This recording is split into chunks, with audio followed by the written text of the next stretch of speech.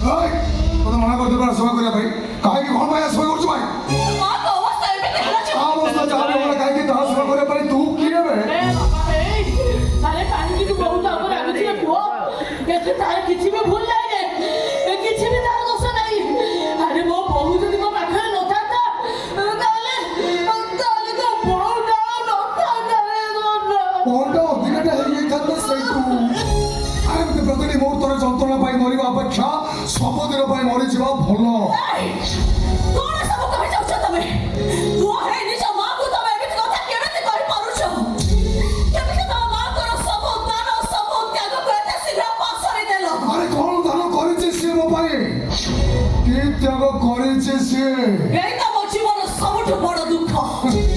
ସବୁଠୁ ବଡ଼ ଯନ୍ତ୍ରଣା ଏ ଦୁନିଆରେ ଏତେ ପୁରୁଷ ଥାଉ ଥାଉ ଯୋଉ ପୁରୁଷ ମୋର ପ୍ରଥମ ପସନ୍ଦ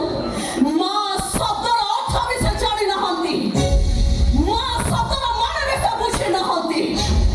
ଆରେ ଛୋଟ ଛୁଆ ବି ଜାଣିଛନ୍ତି ଜନନୀ ଜନ୍ମ ଭବିଷ୍ୟ ସ୍ୱର୍ଗ ଦାବି କରି ଆସି ମା ସ୍ୱର୍ଗ ଠାରୁ ଆହୁରି ବଡ଼ ବହୁତ ବଡ଼ ସିଏ ଗୋଟେ ମା ହିଁ ବୁଝିଥାଏ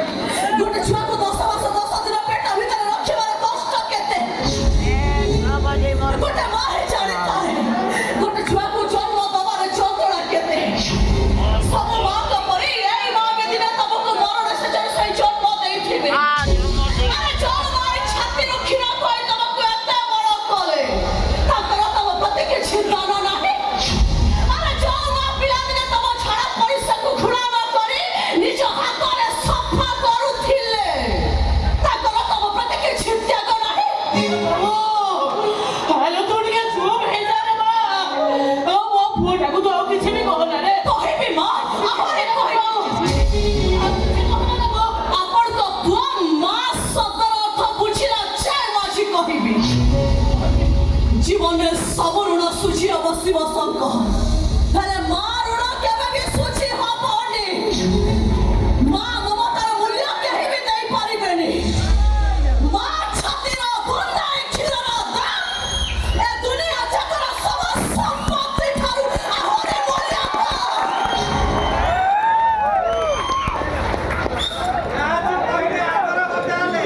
তোমার মা শব্দের অর্থ বুঝেলি না ମୁଁ ତଥାପି ସ୍ୱାମୀ ଶବ୍ଦର ଅର୍ଥ ବୁଝିଲି ସଂସାର ଶବ୍ଦ କାହାକୁ କୁହାଯାଏ ଜଣେଇଦେବି ଏବଂ ଏଇ ମୁହୂର୍ତ୍ତରେ ଆମ ସଂସାର ରଥ ଏଇଠି ଅଟକିଗଲା ମୁଁ ତୋତେ ଆଜି ଡିଭୋର୍ସ ଦେବି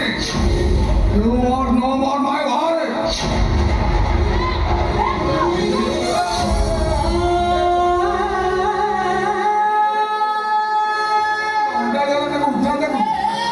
ଆରେ କାହିଁକି ଏତେ ବଡ଼ କଥା ତୁ ମୁହଁରେ ଧରୁଛୁ ଆରେ କଥାରେ ପରା ଅଛି ସଂସାର ଭିତରେ ଘର କରିଥିଲେ ପଥର ପଡ଼ିଲେ ସହି ଆରେ କାହିଁକି ଏମିତି କହୁଛୁ ରେ ବାପ କାହିଁକି ତୁ ଏମିତି କହୁଛୁ